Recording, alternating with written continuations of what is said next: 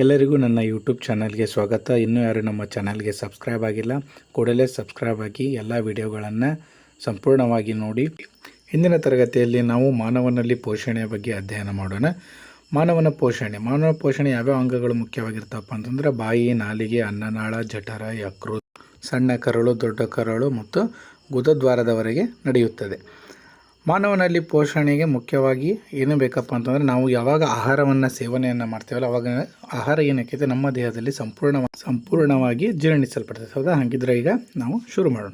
ಮಾನವನ ಜೀರ್ಣಾಂಗವ್ಯೂಹ ಬಾಯಿಯಿಂದ ಗುದದ್ವಾರದವರೆಗೆ ವ್ಯಾಪಿಸಿರುವ ಉದ್ದದ ಕೊಳವೆಯಾಗಿದೆ. ಹೌದಾ? ನಾನು ಹೇಳಿದೆ ಏನು, ಮಾನವನ ಜೀರ್ಣಾಂಗವು ಎಲ್ಲಿಂದ ಎಲ್ಲಿವರೆಗೆ ಇದೆಯಪ್ಪ ಅಂತಂದರೆ ಬಾಯಿಯಿಂದ ಗುದದ್ವಾರದವರೆಗೆ ಅದು ವ್ಯಾಪಿಸಿರುವ ಒಂದು ಉದ್ದದ ಕೊಳವೆಯಾಗಿದೆ. ಓಕೆ, ಬಾಯಿಯಿಂದ ಸವಿಸಿದ ಆಹಾರವು ಹಲ್ಲುಗಳ ಸಹಾಯದಿಂದ ಚಿಕ್ಕ ಚಿಕ್ಕ ತುಂಡುಗಳಾಗಿ ಲಾಲಾರಸದೊಂದಿಗೆ ಬೆರೆತು ಆಹಾರವು ಪರಿಕ್ರಮಣ ಸಂಕುಚನ ಚಲನೆಯ ಮೂಲಕ ಜಠರವನ್ನು ಪ್ರವೇಶಿಸುತ್ತದೆ. ಇಲ್ಲೇನಾಗುತ್ತಪ್ಪ ಅಂತಂದ್ರೆ ನಾವು ಯಾವಾಗ ಆಹಾರವನ್ನು ಸೇವಿಸ್ತೇವೆ ಅವಾಗ ಏನು ಮಾಡ್ತೇವೆ, ನಾವು ಅದನ್ನು ಜಿಗಿಯಲು ಪ್ರಾರಂಭ ಮಾಡ್ತೀವಿ. ಅಂದ್ರೇನು, ಹಲ್ಲುಗಳ ಸಹಾಯದಿಂದ ಅದನ್ನೇನು ಮಾಡ್ತೀವಿ, ನಾವು ಚಿಕ್ಕ ಚಿಕ್ಕ ತುಂಡುಗಳಾಗಿ ಏನು ಮಾಡ್ತೀವಿ, ಲಾಲಾರಸದೊಂದಿಗೆ. ಯಾವ ರಸ ಬಿಡುಗಡೆ ಆಗ್ತೈತಿ ನಮ್ಮ ಬಾಯಿ ಒಳಗಡೆ?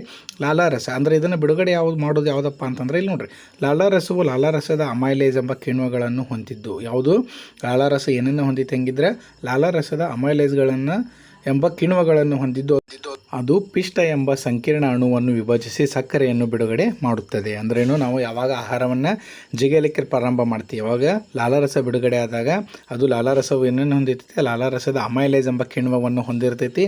ಅದೇನು ಮಾಡ್ತಪ್ಪ ಅಂತಂದ್ರೆ ಪಿಷ್ಟ ಎಂಬ ಸಂಕೀರ್ಣ ಅಣುವನ್ನು ಏನು ಮಾಡ್ತೈತಿ, ವಿಭಜಿಸಿ ಅದನ್ನು ಯಾವುದೋ ತಿಂದಂಥ ಆಹಾರವನ್ನು ವಿಭಜಿಸಿ ಸಕ್ಕರೆಯನ್ನು ಬಿಡುಗಡೆ ಮಾಡುತ್ತದೆ. ನಂತರ ಇದು ನಮ್ಮ ಬಾಯಿಯಲ್ಲಿ ಚಿಕ್ಕ ಚಿಕ್ಕ ತುಂಡುಗಳಾಗಿ ವಿಭಜನೆ ಆದ ನಂತರ ಎಲ್ಲಿಗೆ ಪ್ರವೇಶಿಸಬೇಕದು? ಜಠರವನ್ನು ಪ್ರವೇಶಿಸಬೇಕು. ನೆಕ್ಸ್ಟ್ ನೋಡ್ರಿ, ಹೈಡ್ರೋಕ್ಲೋರಿಕ್ ಆಮ್ಲವು ಪ್ರೋಟೀನನ್ನು ಜೀರ್ಣಿಸುವ ಪೆಪ್ಸಿನ್ ಮತ್ತು ಲೊಳೆಯನ್ನು ಸ್ರವಿಸುತ್ತವೆ. ಏನಪ್ಪ ಅಂದ್ರೆ ನಾವು ತೆಗೆದುಕೊಂಡಂಥ ಆಹಾರ ಜಠರವನ್ನು ಪ್ರವೇಶಿಸಿದ ನಂತರ ಅಲ್ಲಿ ಏನಾಗ್ತದಪ್ಪ ಅಂತಂದ್ರೆ ಹೈಡ್ರೋಕ್ಲೋರಿಕ್ ಆಮ್ಲ ಏನಾಗ್ತೈತಿ ಅಲ್ಲಿ ಇರ್ತೈತೆ. ಅದು ಏನು ಮಾಡ್ತಪ್ಪ ಅಂತಂದ್ರೆ ಪ್ರೋಟೀನನ್ನು ಜೀರ್ಣಿಸುವ ಪೆಪ್ಸಿನ್ ಮತ್ತು ಲೊಳೆಯನ್ನು ಸ್ರವಿಸುತ್ತದೆ. ಯಾವುದು? ಹೈಡ್ರೋಕ್ಲೋರಿಕ್ ಆಮ್ಲ ಏನನ್ನು ಸ್ರವಿಸ್ತೈತೆ ಹಂಗಿದ್ರೆ ಅದು ಪೆಪ್ಸಿನ್ ಮತ್ತು ಲೊಳೆಯನ್ನು ಸ್ರವಿಸುತ್ತದೆ.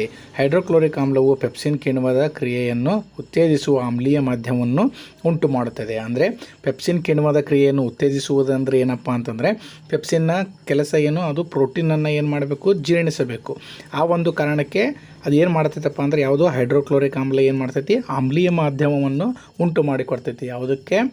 ಪೆಪ್ಸಿನ್ಗೆ. ಏನನ್ನು ನೀನು ಪ್ರೋಟೀನನ್ನು ಸಂಪೂರ್ಣವಾಗಿ ಏನು ಮಾಡು, ಜೀರ್ಣ ಮಾಡು, ನಾನು ನಿನಗೆ ಆಮ್ಲೀಯ ಮಾಧ್ಯಮವನ್ನು ಕೊಡ್ತೇನೆ ಅಂತ ಏನು ಮಾಡ್ತೈತಿ ಇಲ್ಲ ಅದು ಹೈಡ್ರೋಕ್ಲೋರಿಕ್ ಆಮ್ಲ ಪೆಪ್ಸಿನ್ಗೆ ಆಮ್ಲೀಯ ಮಾಧ್ಯಮವನ್ನು ಉಂಟು ಮಾಡಿ ಕೊಡ್ತೈತಿ. ನೆಕ್ಸ್ಟ್ ನೋಡ್ರಿ, ಆಗ ಆಹಾರ ಜಠರದಿಂದ ಸಣ್ಣ ಕರಳಿಗೆ ಪ್ರವೇಶಿಸುತ್ತದೆ. ಹೌದಾ?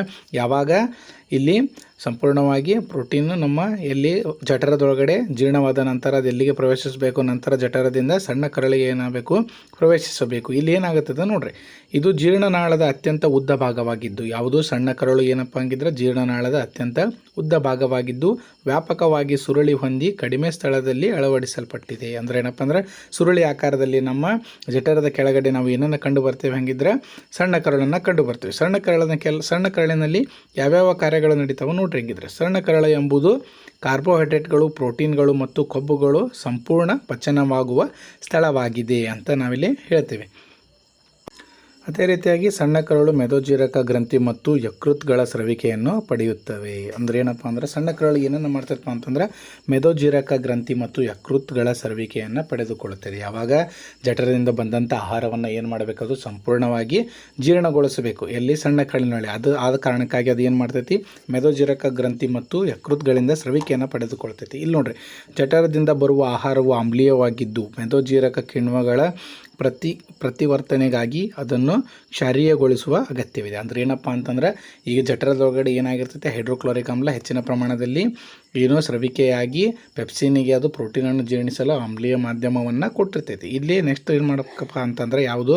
ಸಣ್ಣ ಕರಳು ಏನು ಮಾಡಬೇಕು, ಅದನ್ನು ಕ್ಷಾರೀಯಗೊಳಿಸುವ ಅಗತ್ಯವಿದೆ. ಅವಾಗ ಏನು ಮಾಡ್ತದೆ, ಯಕೃತ್ತಿಂದ ಸ್ರವಿಕೆಯಾದ ಪಿತ್ತರಸವು ಕೊಬ್ಬನ್ನು ವಿಭಜಿಸಲು ಸಹಾಯಕವಾಗುತ್ತದೆ. ಹೌದಾ, ಇದು ಸಣ್ಣ ಕರಳು ಏನನ್ನು ಪಡ್ಕೊಂಡಿತ್ತು? ಸ್ರವಿಕೆಯನ್ನು ಪಡ್ಕೊಂಡಿತ್ತು. ಯಾವುದರಿಂದ? ಮೇದೋಜೀರಕ ಗ್ರಂಥಿ ಮತ್ತು ಯಕೃತ್ನಿಂದ. ಯಕೃತ್ತಿನಿಂದ ಸ್ರವಿಕೆಯಾಗುವ ಒಂದು ರಸ ಯಾವುದು ಹಂಗಿದ್ರೆ ಪಿತ್ತರಸ. ಆ ಪಿತ್ತರಸದ ಕೆಲಸ ಏನು? ಅದು ಕೊಬ್ಬನ್ನು ಏನು ಮಾಡಬೇಕು? ವಿಭಜನೆಯನ್ನು ಮಾಡಬೇಕು. ನೆಕ್ಸ್ಟ್ ನೋಡ್ರಿ, ಮೇದೋಜೀರಕವು ಮೇದೋಜೀರಕ ರಸವನ್ನು ಸ್ರವಿಸುತ್ತದೆ. ಹಂಗಿದ್ರೆ ಮೇದೋಜೀರಕ ಗ್ರಂಥ ಯಾವ ರಸವನ್ನು ಸ್ರವಿಸ್ತೈತೆ? ಹಂಗಿದ್ರೆ ಅದು ಮೇದೋಜೀರಕ ರಸವನ್ನು ಸ್ರವಿಸುತ್ತದೆ. ಅದು ಪ್ರೋಟೀನನ್ನು ಜೀರ್ಣಿಸಲು ಸಹಾಯಕವಾಗುವ ಟ್ರಿಪ್ಸಿನ್ ಮತ್ತು ಲೈಪೇಸ್ ಎಂಬ ಕಿಣ್ವಗಳನ್ನು ಹೊಂದಿದೆ. ಯಾವುದು? ಮೇದೋಜೀರಕ ಗ್ರಂಥಿ ಮೇದೋಜೀರಕ ರಸವನ್ನು ಸ್ರವಿಸ್ತೈತಿ. ಅದು ಮತ್ತು ಏನನ್ನು ಹೊಂದಿದೆ? ಹಂಗಿದ್ರೆ ಅದು ಟ್ರಿಪ್ಸಿನ್ ಮತ್ತು ಲೈಪೇಸನ್ನು ಹೊಂದಿದೆ. ಯಾವ ಕಾರಣಕ್ಕಾಗಿ?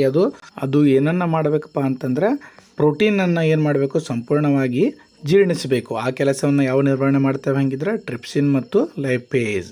ಅರ್ಥ ಆಯ್ತಾ? ಈ ಕಿಣ್ವಗಳು ಅಂತಿಮವಾಗಿ ಪ್ರೋಟೀನನ್ನು ಅಮೈನೋ ಆಮ್ಲಗಳಾಗಿ, ಸಂಕೀರ್ಣ ಕಾರ್ಬೋಹೈಡ್ರೇಟ್ಗಳನ್ನು ಗ್ಲುಕೋಸ್ ಆಗಿ ಹಾಗೂ ಕೊಬ್ಬುಗಳನ್ನು ಕೊಬ್ಬಿನ ಆಮ್ಲ ಮತ್ತು ಗ್ಲಿಸರಾಲ್ ಆಗಿ ಪರಿವರ್ತಿಸುತ್ತವೆ. ಈಗೇನಪ್ಪ ಅಂದರೆ ಯಾವುದು? ಮೇದೋಜೀರಕ ಗ್ರಂಥಿ ಏನು ಮಾಡ್ತು? ಪ್ರೋಟೀನನ್ನು ಏನು ಮಾಡ್ತು? ಜೀರ್ಣ ಮಾಡ್ತು. ನೆಕ್ಸ್ಟ್ ಏನಾಗಬೇಕಂದ್ರೆ ಆ ಪ್ರೋಟೀನ್ ಏನಾಗಿ ಅಮೈನೋ ಆಮ್ಲಗಳಾಗಿ, ಪ್ರೋಟೀನನ್ನು ಅಮೈನೋ ಆಮ್ಲಗಳಾಗಿ, ಸಂಕೀರ್ಣ ಕಾರ್ಬೋಹೈಡ್ರೇಟ್ಗಳನ್ನು ಏನನ್ನಾಗಿ ಪರಿವರ್ತಿಸ್ತದು? ಗ್ಲೂಕೋಸ್ ಆಗಿ, ಹಾಗೂ ಕೊಬ್ಬುಗಳನ್ನು ಕೊಬ್ಬಿನ ಆಮ್ಲ ಮತ್ತು ಗ್ಲಿಸರಾಲ್ ಆಗಿ ಪರಿವರ್ತಿಸ್ತೈತಿ. ಎಲ್ಲಿ? ಸಣ್ಣ ಕರಳಿನಲ್ಲಿ. ಅಂದರೆ ಸಂಪೂರ್ಣವಾಗಿ ಜೀರ್ಣಕ್ರಿಯೆಯಲ್ಲಿ ತೆಗೆದುಕೊಳ್ತೈತಿ ಸಣ್ಣ ಕರಳಿನಲ್ಲಿ. ಹೌದಾ? ಅರ್ಥ ಆಯ್ತು? ಅದಕ್ಕೆ ಏನು ಮಾಡ್ತದೆ? ಪ್ರೋಟೀನನ್ನು ಅಮೈನೋ ಆಮ್ಲಗಳಾಗಿ ಮತ್ತು ಕಾರ್ಬೋಹೈಡ್ರೇಟ್ಗಳನ್ನು ಗ್ಲೂಕೋಸ್ ಆಗಿ ಹಾಗೂ ಕೊಬ್ಬುಗಳನ್ನು ಕೊಬ್ಬಿನ ಆಮ್ಲಗಳ ಮತ್ತು ಗ್ಲಿಸರಾಲ್ ಆಗಿ ಪರಿವರ್ತಿಸ್ತೈತಿ. ಜೀರ್ಣವಾದ ಆಹಾರವು ಸಣ್ಣ ಕರುಳಿನ ಗೋಡೆಯಲ್ಲಿರುವ ವಿಲ್ಲೆಗಳೆಂಬ ಅಸಂಖ್ಯಾತ ಬೆರಳಿನಂತಹ ರಚನೆಗಳಿಂದ ಹೀರಲ್ಪಡುತ್ತದೆ. ಇಲ್ಲಿ ಏನಾಗುತ್ತಪ್ಪ ಅಂದ್ರೆ ನಾವು ಸಣ್ಣ ಕರಳಿನಲ್ಲಿ ಏನನ್ನು ನೋಡ್ಬೋದಪ್ಪ ಅಂತಂದ್ರೆ ಸಣ್ಣ ಕರಳಿನ ಗೋಡೆಯಲ್ಲಿರುವ ಏನು ವಿಲ್ಲೈಗಳು ಅವು ಯಾವ ರೀತಿಯಾಗಿರ್ತಪ್ಪ ಅಂದ್ರೆ ಬೆರಳಿನಂತಹ ರಚನೆಗಳನ್ನು ಹೊಂದಿರ್ತವೆ. ಇವುಗಳ ಕೆಲಸ ಏನಪ್ಪ ಅಂತಂದ್ರೆ ಹೀರಿಕೆಯಾದ ಆಹಾರವು ದೊಡ್ಡ ಕರಳಿಗೆ ಕಳಿಸಲ್ಪಡುತ್ತದೆ. ಅಂದರೆ ಏನಪ್ಪ ಅಂತಂದರೆ ವಿಲ್ಲೈಗಳು ಏನು ಮಾಡ್ತಾವೆ? ಆಹಾರವನ್ನು, ಜೀರ್ಣವಾದಂಥ ಆಹಾರವನ್ನು ಸಂಪೂರ್ಣವಾಗಿ ಹೀರಿಕೊಂಡು ಅಲ್ಲಿ ವಿಲ್ಲೈಗಳು ಏನಪ್ಪ ಅಂತಂದ್ರೆ ರಕ್ತದಿಂದ ಪರಿಚಲನೆ ಹೊಂದಿರ್ತಾವೆ. ಆ ರಕ್ತದಿಂದ ಏನಕ್ಕಪ್ಪ ಅಂತಂದ್ರೆ ಪರಿಚಲನೆ ಹೊಂದಿದಂಥ ರಕ್ತ ವಿಲ್ಲೈಗಳ ಸಹಾಯದಿಂದ ದೇಹದ ಎಲ್ಲ ಭಾಗಗಳಿಗೆ ಏನಕ್ಕೈತಿ?